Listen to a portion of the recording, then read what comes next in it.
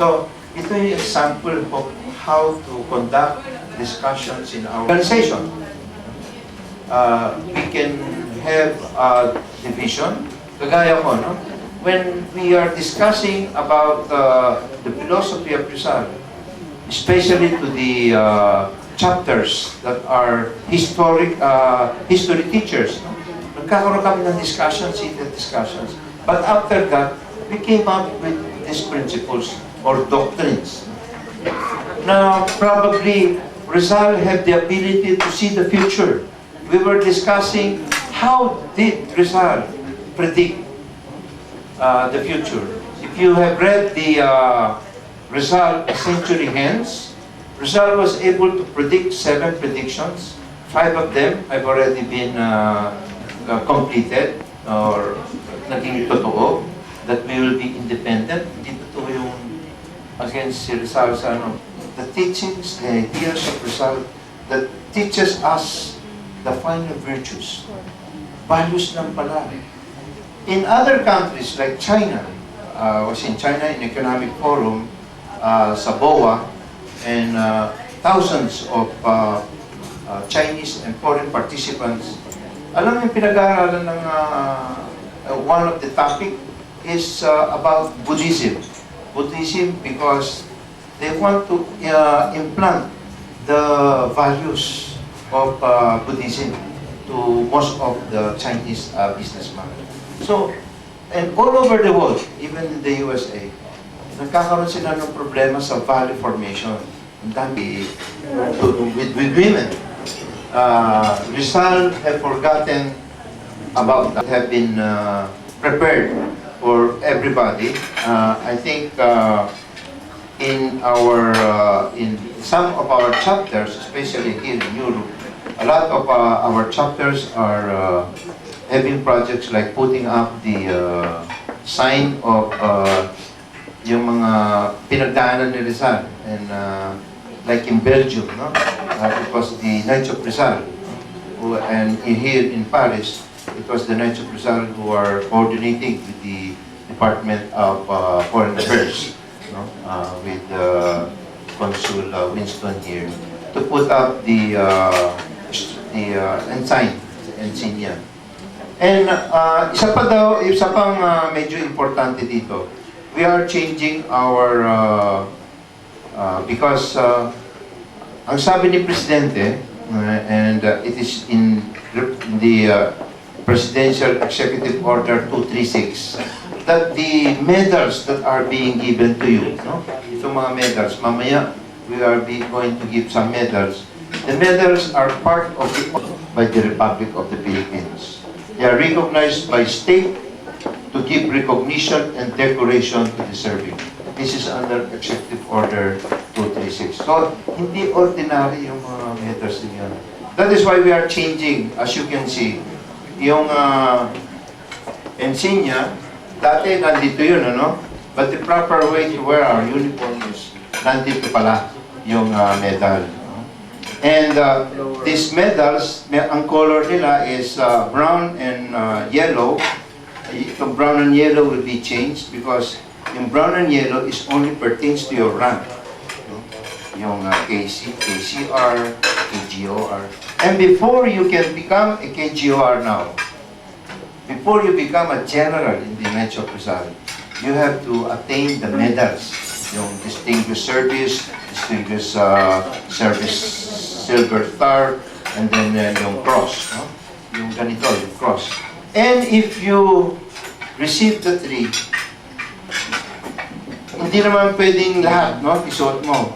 So magkakaroon tayo ng miniature medal na ilalagay dito. Kagaya niyan, no? This is Gary Domingo, the Foreign Affairs, no?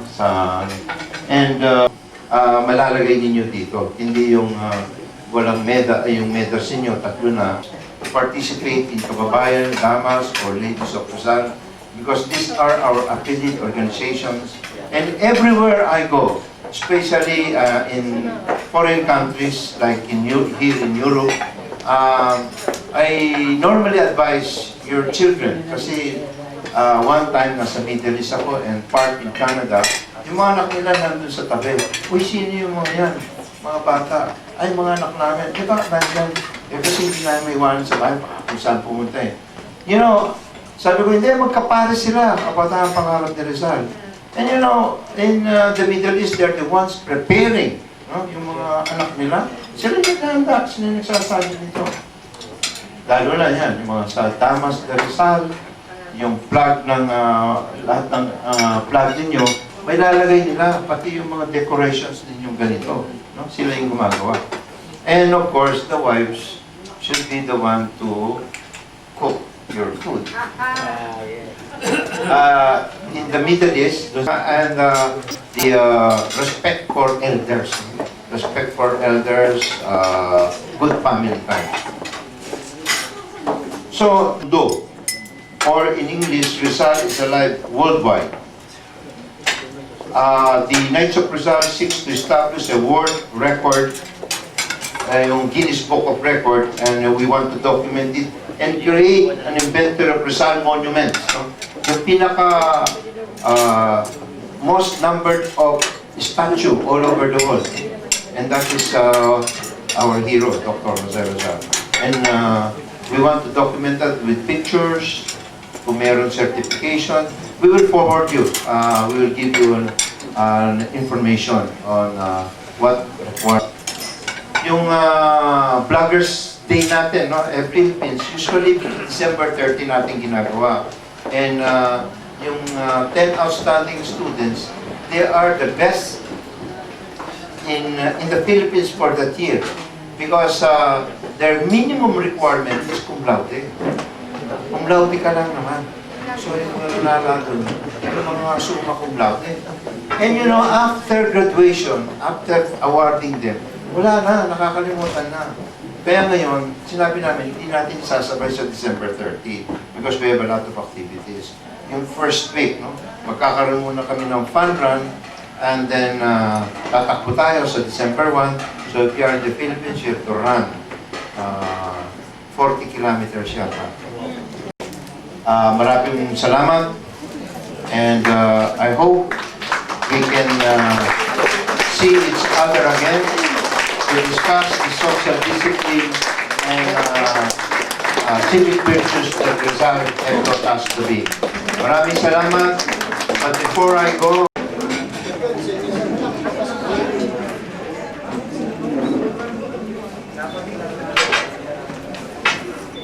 please be informed that your Supreme Council have submitted the application for admission of these candidates to rigid scrutiny after they have been sponsored by worthy members of the order. May I now ask the Supreme Pursuant and the Area Commander to bring the candidates in the ceremonial hall.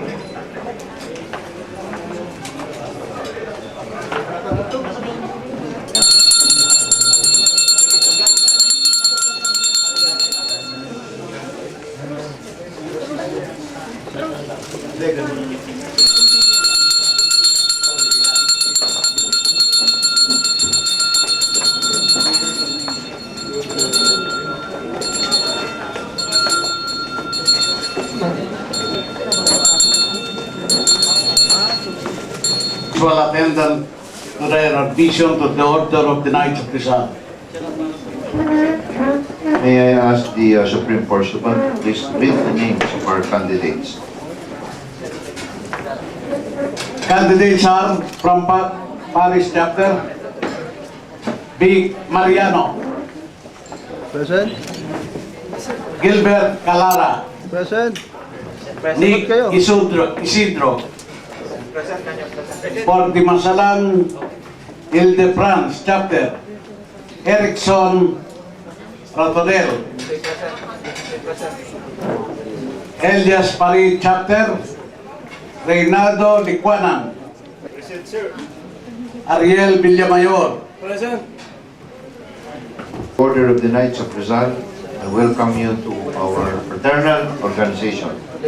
You have been temporarily blindfolded in the dark to symbolize the political darkness in which the Filipino people live and suffered at the time Dr. Jose Rizal was forcibly marched to the field of Bagong Bayan, where he was shot and killed during the fateful morning of December 30, 1896.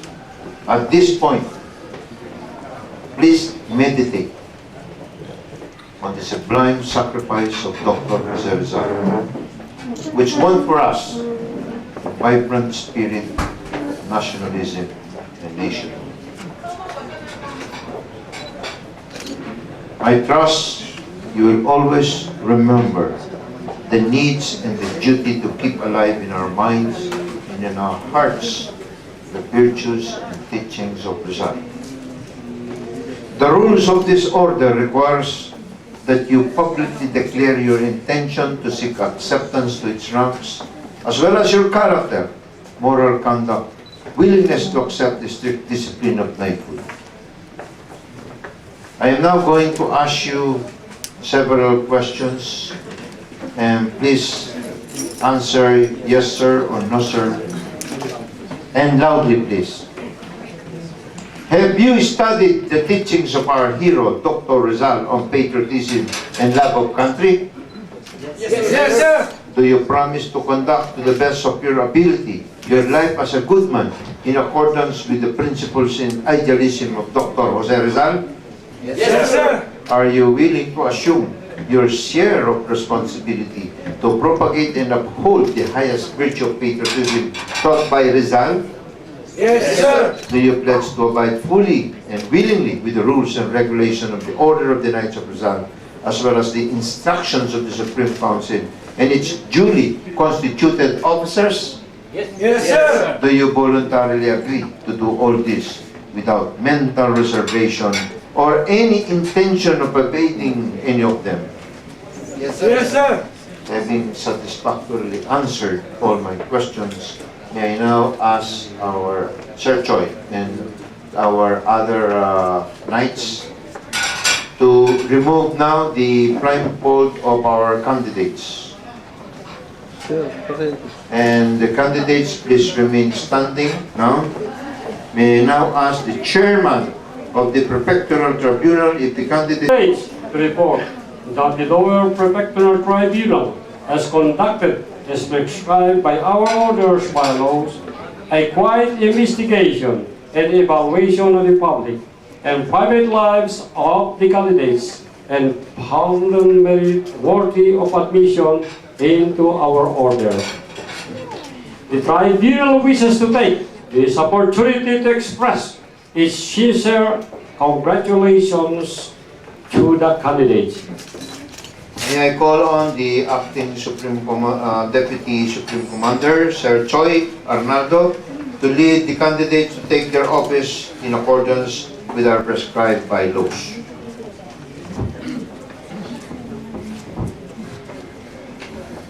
Candidates, we shall now take your oath. So please repeat after me, Pakita sa kamay niyo. giving your name. Raise your right hand. I Pangalan niyo. together, upon my word of honor, that I shall seriously study the teachings of Rizal and endeavor to put them to practice, always keeping in mind the order's motto,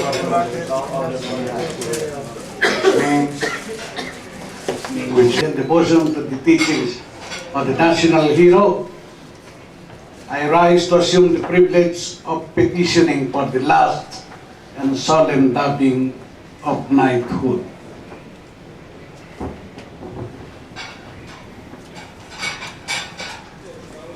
May I now ask the Supreme Chancellor to show our candidates.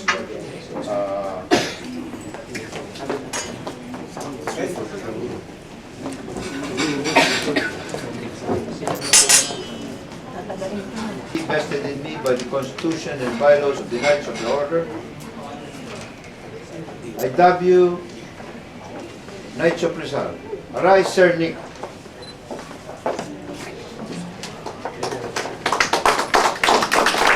bylaws of the Knights of Rizal. I dub you a Knight of Rizal. Arise, Sir Vic. By virtue of the authority vested in me by the Constitution and bylaws of the Knights of Rizal, I dub you a Knight of Rizal. Arise, Sir Gilbert. Authority vested in me by the Constitution and bylaws of the Knights of Rizal, I dub you a Knight of Rizal. Arise, Sir Ariel. By virtue of the authority vested in me by the Constitution and bylaws of the Knights of Rizal, I dub you a Knight of Rizal. Arise, Sir Reynaldo. By virtue of the authority vested in me by the Constitution and bylaws of the Knights of Rizal, I dub you a Knight of Rizal. Arise, Sir Belilio.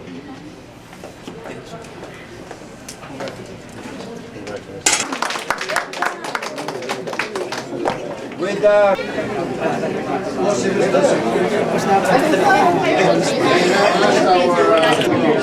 You will have your medals very soon because our Supreme Commander have already an order.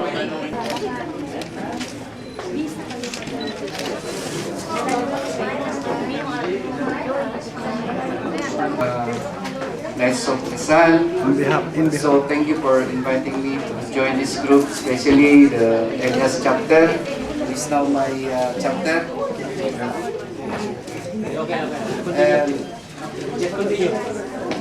And I must have to do on my own as a member of this order.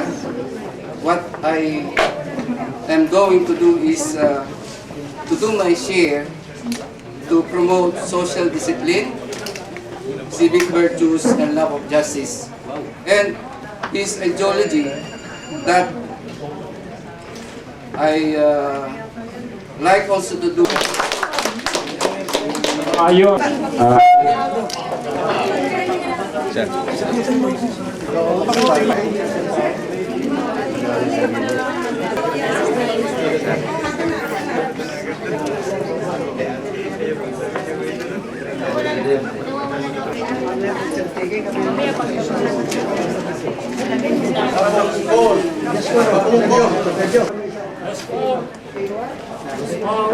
to the second degree with rank 9 officer of Rizal.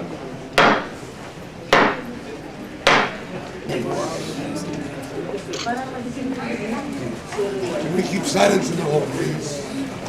Silence, please. Wala na nga tayong mic. Otherwise, you will get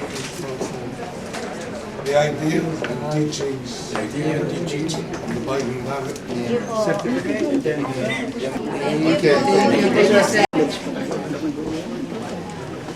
Council, Manila, Philippines.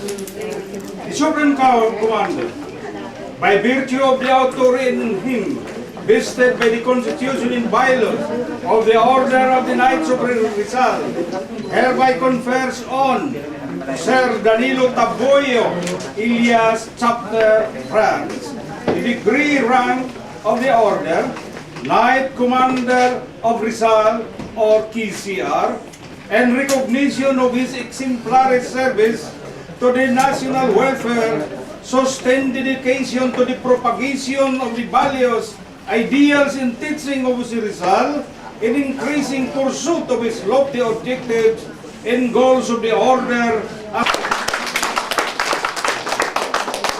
Okay. Sir, Most illustrious Supreme Commander, the Medayo, Sir Danilo. exalted Knight Commander of Rizal to deliver a brief response. Diyos trust mga Knights of Rizal, lalong-lalo na sa ating Supreme Commander, Sir Reghis Romero, and their company. Regional Commander, to read the citation, please. Order of the Knights of Rizal, members in solemn assembly, standing achievement for the order and the furtherance and advancement of its noble objective. Illustrious Supreme Commander, may I propose that the leader will address this assembly. Tonight to receive this service medals awards. It's very Of the service star distinguished. I will call them one by one because this will merit an honor for them to be given.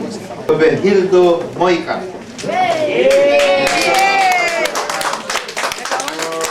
Distinguished Service Star. May I ask our Dave Santos to please read the citation.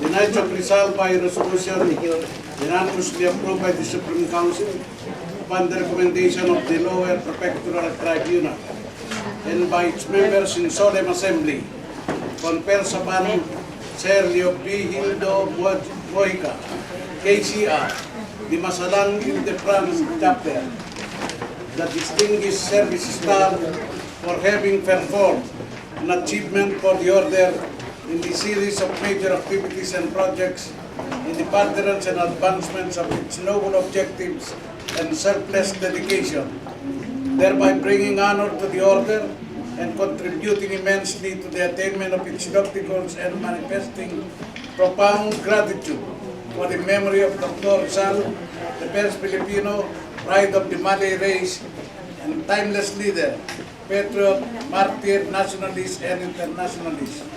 Given this 26th day of May 2013 in the city of Paris, France, on the occasion of the Knights of Rizal Symposium, Assembly, and Ceremonies.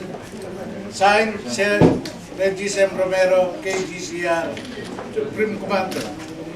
Attested, Sir Abelino B. Torres, KGOR, for Suman.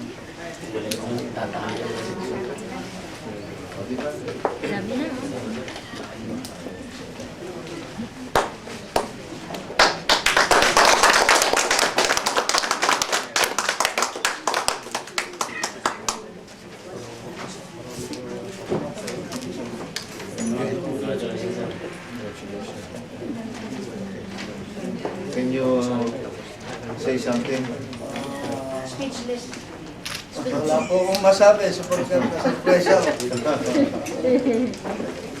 Pero thank you very much. If you really think, Your Honor, that I am really entitled to have this medal, I will bring it with prestige. Thank you very much. This remaining standing will continue. May I call on Bernard Pot, KGOR, please stand here, Special Assistant to the Area Commander for France, the Distinguished Service Star. May I ask our Regional Commander to please read the citation. The Knights of Rizal, by a resolution unanimously approved by the Supreme Council, upon recommendation of the lower prefectural tribunal and by its member in solemn assembly, confers upon Sir Bernard Pou, KGOR, Special Assistant to the Area Commander, France, the Distinguished Service Star, for having performed an outstanding achievement for the order in a series of major activities and projects and the furtherance and advancement of its noble objectives and selfless dedication, thereby bringing honor to the order and contributing immensely to the attainment of its lofty goals and manifesting profound respect and gratitude for the memory of Dr. Jose Rizal, the first Filipino, pride of Malay race, the timeless leader, patriot, martyr, nationalist, and internationalist. given this 26th day of May 2013 in the city of Paris, France, on the occasion of the Knights of Rizal Assembly Symposium and Ceremonies. Signed, Sir Reghis M. Romero II, KGCR, Supreme Commander, attested by Sir Avelino Torres, KGOR, Supreme Portugal.